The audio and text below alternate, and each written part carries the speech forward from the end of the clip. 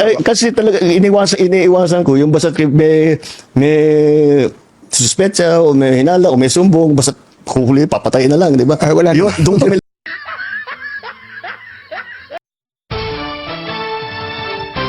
Okay, magandang araw po sa inyong lahat and welcome po ulit dito sa ating Tatabunan PH channel mga kababayan. And nandito na po tayo para sa video ngayon. At ngayon po ay May 2020, May 22 na po, 2025. Ano lang ka 12 AM lang mga kababayan sa time na paggawa ko ng video na ito. At ito, ano pag-usapan natin ngayon mga kababayan? Ako, inuubo tayo. Ito, pag-usapan natin mga kababayan. PBBM administration, mas magaling pa daw sa administrasyon ni PRRD sa pagsugpo ng droga sa bansa. Comment kayo dyan mga kababayan kung ano masasabi nyo dito. Ito, pag-usapan natin kayo. Kasi ito, may kinuha tayong video dito mga kababayan. Isa ito sa mga paksa or topic na pinag-usapan doon sa nangyaring podcast ni Bongbong Marcos mga kababayan or ni PBBM, President Bongbong Marcos. Okay, marami silang pinag-usapan yet isa itong lumabas sa mga pinag-usapan. Okay? Kaya ito, discuss natin kung anong mga sinasabi niya dito. Pag-usapan natin, analyze natin, and then mag-comment kayo dyan kung anong nakikita nyo dito mga kababayan. Okay?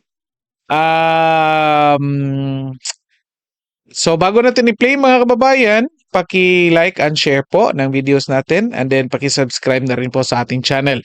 Okay? At sa lahat ng nakapag-subscribe na, of course, maraming salamat sa lahat at palakpakan po sa inyo.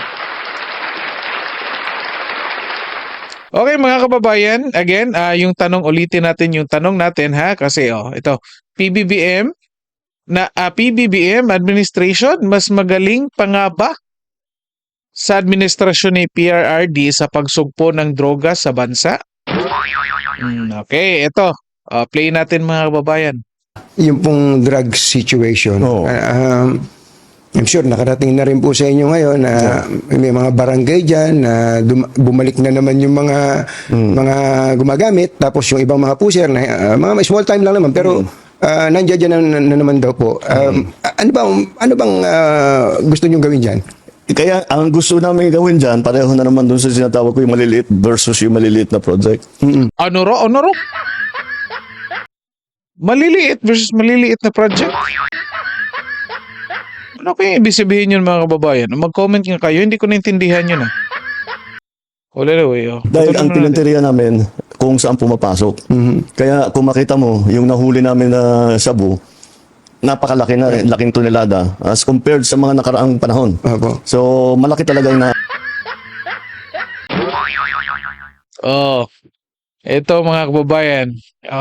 Yan nga yung tanong natin ngayon sinasabi siya galing yan sa bibig ni PBBM mga kababayan kasi lumabas dito na mas marami pa silang nahuli compared daw sa mga nakaraang panahon. Well, of course, sino bang nauna sa kanya? Di kay PRRD. At wala namang mas effective na drug program bago ni PBBM mga kababayan, si PRRD lang naman, di ba? At dito, sinasabi niya, mas marami pa silang nakuha o nahuli na mga illegal na droga kasi nga compare sa mga nauna niya. Di ba? At ito mga kababayan, pinupuntirya nila kung saan daw pumapasok. Kung magtanong ka ng saan, anong ibig sabihin yan? Anong gusto mong malaman kapag saan yung katanungan mo? Di ba kapag tanong mo ay saan, ay location yan? Bakit yung ang tanong mo hindi kung sino yung nagpapapasok? Kasi kapag sino yung katanungan mo or concern mo, nakafocus yun sa tao or sa drug lord. Ito, posible, ma-identify ninyo saan pumapasok, saan bumabagsak, Pero tanong ng tao, sino yung mga may-ari at nagpapapasok dyan? Bakit ako personally, mga kababayan ha? Personally, naghanap talaga ako. Nag-search talaga ako sa Google, mga kababayan, to be fair kay PBBM. Kung sino yung mga drug lords or malalaking drug lords na nahuli sa kanyang time until now. Unfortunately, mga kababayan, ewan ko lang kung tama o mali yung keywords ko, mga kababayan, pero wala akong makita, honestly. Pero kayo, mga kababayan, nakita nyo itong video na ito, i-try nyo search mga malalaking drug lords na nahuli ni PBBM, mga kababayan. Kung meron ba. Kung meron ha, i-comment nyo dyan sa comment section. Okay? Again, to be fair kay PBBM, bigyan natin siya ng benefit of the doubt. Di ba? Oh. Kasi kapag talagang mas magaling pa yung administration mo, hindi dapat sana may alam ng taong bayan kung sino yung mga drug lords na nahuli. Di ba? Well, anyway, patuloy muna natin ito, mga kababayan.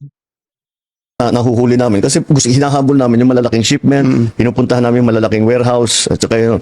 Pero ang pinakamahirap doon ay buwagin yung sindikato. Opo. Dahil ang sindikato kasama na dyan yung police, kasama na dyan yung local government. Ang laking pera eh. Opo. Ang laking pera talaga nila, ang dami nilang pera. Kaya kahit sa'yo, yung mga judge, kaya nilang bilhin lahat, para prosecutor, kaya nilang bilhin lahat. Walang panama yung sweldo. Oh, naku, bakit nahihirapang ng lunok ng laway, mga kababayan? Nahihirapang lumunok ng laway. Nakulangan o yata sa tubig ito.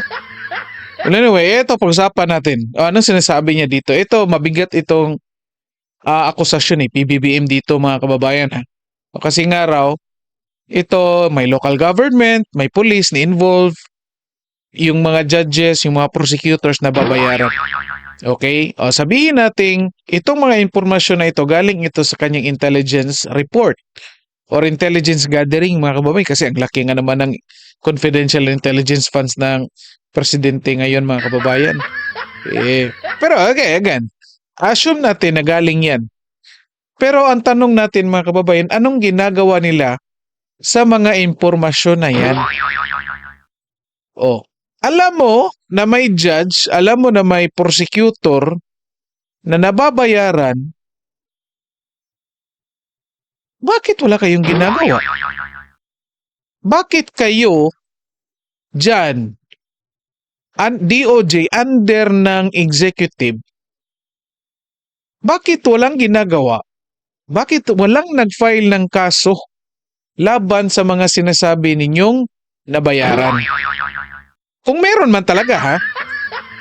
Kasi pwede din naman, sinasabi mo lang yan. Kasi nga ito, delikado kasi hindi nagbanggit ng pangalan, mga kababayan eh. Kasi ang dali lang namang sabihin yan para lang mapagtakpan yung kakulangan ninyo. Diba? Magsabi ka lang ng mga ganyan, palusot, para may excuse ka. Huwag ka lang magbanggit ng pangalan para hindi mag-react yung taong pinangalanan mo. And then wala namang magre-reklamo. Basta walang pangalan. At the same time, nakalusot ka pa. Kung talagang, again ha, yun nga sabi, kung talagang totoo yan, mga kababayan, hindi dapat nag-file na sila ng kaso. At ito pa, under din ng executive, local governments, mga pulis, sinasabi niya, parte ng sindikato na babayaran. Ano nga ginagawa? Ako honestly, wala akong narinig na probably meron, pero ako, wala tayong matandaan, wala tayong narinig na mga police o local governments na sinibak or kinasuhan ng dahil tumanggap ng drug money. Diba? Kayo dyan, mga kababayan, mag-comment kayo dyan kung meron kayong nababalitaan. Kasi, makumpara natin ito, mga kababayan, sa time ni PRRD, kung natatandaan ninyo, lahat ng involved or yung may initial reports nga mga kababayan, na mga politicians or nasa gobyerno na nagproprotekta ng mga drug lords, pinangalanan nga ni PRRD. Oh, ang daming niyang pinangalanan. Mga pulis, ang daming natanggal. Pero ngayon, ano nangyayari? So, okay lang. Wala na tayong magagawa dyan kasi marami silang pera. Ikaw bilang presidente, di ba? Kayo mga kababayan, kung kayo presidente, meron kayong impormasyon na ganito, gagawin nyo, okay na lang yan. Hayaan mo na lang yan. O naku, grabe ito. Patuloy natin mga kababayan. Doon nila sa gobyerno, doon sa binibigay ng mga sindikato. Kaya yun ang binubuwag namin, yun ang pinaka-importante. Ngayon, hindi na namin binigyan ng atensyon. Oo. Nahihirapan talaga lumunok ng laway mga kababayan. Yung nasa Bakit hindi binigyan ng tubig ito? Nako. Ano kayang sinyalis niyan mga kababayan? Nahihirapan lumunok ng laway, ha? baba. Oo. yung nasa baba. Mm. So, dahan-dahan bumabalik. Kasi sabi ko, yung operation natin, kailangan malaking seizure. Kailangan malaki. At saka nakakahuli tayo ng mga drug lord talaga. At saka nakakasuhan natin at naikukulong natin kung talagang guilty. So, ngayon, in the same vein, yun nga, part of the lesson of these elections, let's go back to yung sa grassroots level. Yeah, po. Na kung inaalala ng tao, sinasabi, nung nabalikan dito, asikasuhin natin. Wag na natin, sige, tuloy natin yung malalaking drug bust. Tuloy natin yung ikukulong natin yung mga sangkot dyan sa drugs.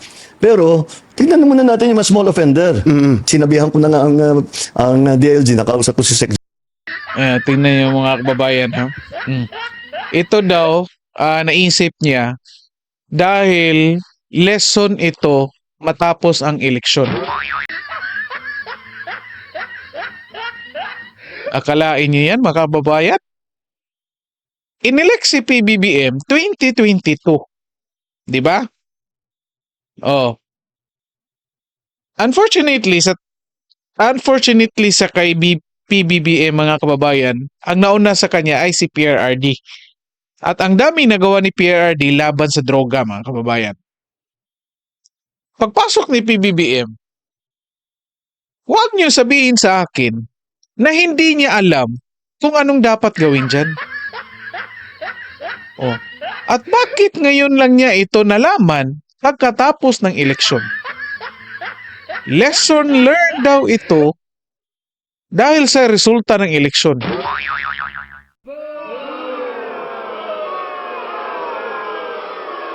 Ano masasabi dyan mga kababayan? So kung hindi ng eleksyon, hindi kayo gagalaw patungkol dyan sa isyu ng droga. At ngayon, sasabihin nyo sa amin na mas malaki yung, mas effective yung ginagawa ninyo compared doon sa ginagawa ni PRRD. Ako, honestly mga kababayan, nalilito ako dito, hindi ko maintindihan. Sinasabi nila mas malaki yung nahuli nila tunilada compared doon sa time ni PRRD. Pero marami pa rin nasa baba na nagbibenta. At the same time, hindi nila alam na mas marami pa rin yung nagbibenta sa baba. Kasi daw nakafocus lang sila sa malalaki. Kung ito titingnan natin, kung nakafocus kayo sa mga malalaki at mas madami yung nahuli ninyo na mas malalaki compared sa trabaho ng time ni PRRD, edi dapat walang or mas maliit yung nagbibenta dito. Kasi ang yung malaki ng kinuha ninyo or yung source hindi dapat mas mahirapan yung bintahan sa baba, di ba? Bakit ngayon mukhang may nahuli kayong malalaki pero mas madami sa baba? o marami pa rin sa baba. Ano ibig sabihin yan? Comment nga dyan mga kababayan kasi nakikita ko dyan. Nakikita ko mga kababayan na kahit sabihin nating totoo itong sinasabi ni PBBM na marami silang nahuhuling malalaki. Kahit walang mga pangalan ha. Kasi wala talaga akong mahanap eh. Kahit sabihin natin totoo yan na mas marami silang nahuling malalaki. And yet, marami pa ring nagbibenta na mga small time. Isa lang nakikita ko dyan mga kababayan. Na mas talamak talaga ang illegal na droga ngayon sa time ni PBBM. Masakit man sabihin mga kababayan, kayo dyan mga bumoto kay PBBM, kayo dyan mga loyalista. Magalit na kayo sa akin. Yan yung nakikita ko dito mga kababayan na kasi may nahuli ka pero marami pa rin bintahan. Kasi kung may nahuli talaga, mas mahihirapan yung mga pushers na nagbibenta kasi magkakaroon ng shortage ng supply. And yet marami pa rin nagbibenta, ibig sabihin maraming supply. Di ba? Comment kayo dyan mga kabayan. Ano masasabi niyo dyan? Ito, patuloy natin. John Vic. Sabi ko, tama rin naman. Kasi hindi maganda tignan yung lugar mo. Maraming nagbebenta, maraming mga high na ano-ano ginagawa. And that's why yung aming bagong is Cops on the Beat na may tao doon. Ano ba? Ang ganda ng pangalan. Ano daw? Cops on the Beat? Cops on the Beat. Ang ganda ng pangalan ng programa. Sila lang nakakaalam yan. Anyway, pero nakikita, na-experience ng mga tao, takot pa rin. Patuloy natin. Kasi kung may tao doon, walang ginawa yan, araw-araw umiikot ng umiikot. Alam niya lahat yan. Yeah, po. Alam niya lahat So, yan. asahan po namin in the next coming days, pati mga, kumbaga, ang tawag namin dyan, yung maliit, mga dagandingding eh. Mga dagandingding, uhulihin na rin sila, hindi na sila pababayaan ng pulis. Hindi pa Kasi talaga, iniiwasan ko, yung basta may suspetsa, o may hinala, o may sumbong, basta huli, papatayin na lang, di ba? Wala na. Doon kami. Ano ba naman yan? Comment niyo dyan mga kababayan. Tingnan nyo. Akala siguro niya na ipakita talaga niya na mas magaling pa siya kay PRRD dito. Kasi nga, sinasabi, of course, ako mga kababayan, agree naman talaga ako na hindi naman talaga maganda na talagang patayin yung mga taong involved sa droga. Honestly. Yan yung stand ko until now, mga kababayan. Dati pa yan. Pero, tanong nyo, bakit ako sumasaludo sa programa ni PRRD, mga kababayan? Patungkol dyan sa pagsugpo sa droga.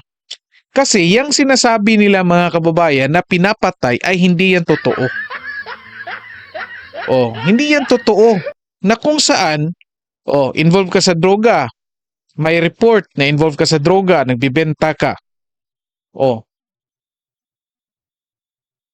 Totoong may reporting mga kababayan dahil nga may tukhang.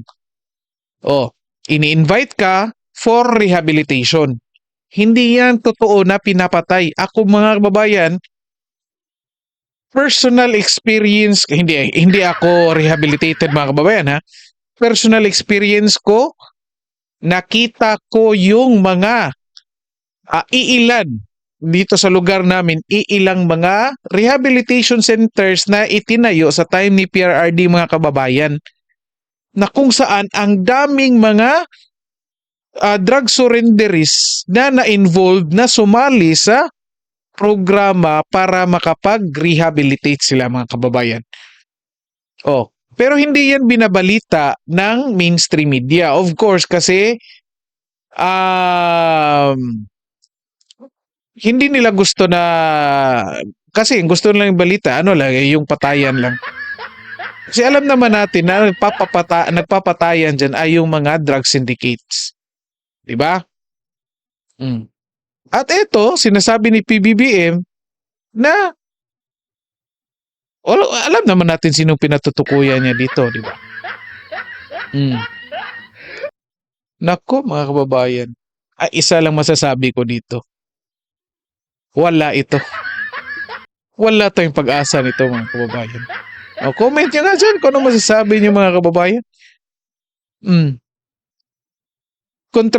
Contradicting na nga yung mga sinasabi mo, bumanat ka pa, na hindi mo man lang malagpasan yung kung anong ginawa ni PRRD. Hindi pa klaro yung mga prinisinta mong sinasabi mong accomplishments, kayo lang may alam dyan. Hindi nga naramdaman ng mga tao.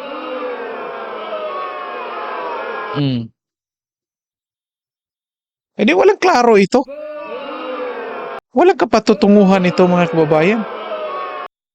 Nako. Ito, patuloy natin. Lumalayo. Opo. Kung kami lumayo, dahil talagang ayaw na ayaw ko yun, dahil hindi mo dapat gawin yun. Sabi ko, mag-focus tayo sa malalaking drug bust. Ngayon, mag-focus ulit tayo doon sa small time.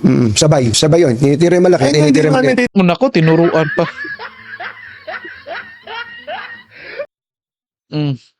Si Katunying talaga, tinuruan pa. Mukhang scripted ito, mga kababayan. I don't know, kasi sa programa ni Katunying, sa anong ano na yun, sasabi ko, fair ito si Katunying. Pero sa time na ito, mga kababayan, mukhang nakikita kong scripted ito. Ginaguide ni Katunying, mga kababayan, yung sagot ni PBBM dito. Well, anyway, patuloy pa natin. Yung mga operation. Sakit sa ulo, ano po. Oo, talaga. Opo. Kayo po ba, anong gusto nyo? Kayo ay kinatatakutan o kayo ay Stop na muna natin dyan, mga kababayan. Sabi ko nga, hindi natin tatapusin. Yun lang sa party na yun na pinag-usapan nila. Yung patungkol sa illegal na droga, mga kababayan. Well, anyway, ito nga, mga kababayan, nasa na nga yung mukha ni, ayan, pakita natin. Kasi ang dami natin nakikita inconsistencies dito, mga kababayan. Ito, lumabas dito sa kanilang pag-uusap na unfortunately, hindi nakikita ni PBBM ang value ng paghuli ng mga maliliit, yung mga small-time pushers. Okay? Kasi nakafocus lang daw siya sa malaki. At of course, kahit ordinaryong Pilipino, mga kababayan, alam natin na yung problema sa droga hindi lang doon sa mga big time or sa mga drug lords, meron din sa mga maliliit. So common sense would tell us, mga kababayan, na kapag kalabanin mo ang droga, sabay dapat na kalabanin mo yung mga drug lords at the same time, yung mga pushers, mga kababayan, yung mga maliliit na pushers. Pero ito, lumabas dito, for the past 3 years na naging presidente si PBBM, mga kababayan, hinayaan yung mga small-time pushers na magbenta lang. Kasi ang target nila, yung mga malalaki lang daw. Diba? At ito, lumabas din na regardless or despite yung word, despite na marami silang nahuling malalaki, yet marami pa rin yung nagbibintang mga small-time pushers. So, ang ibig sabihin dyan, mga kababayan, nakikita ko na mas marami ang supply ngayon. Hindi katulad ng time ni PRRD na mas konti yung supply. Kung sinasabi nilang mas marami silang nahuli at marami pa rin nagbebenta, di mas maraming supply.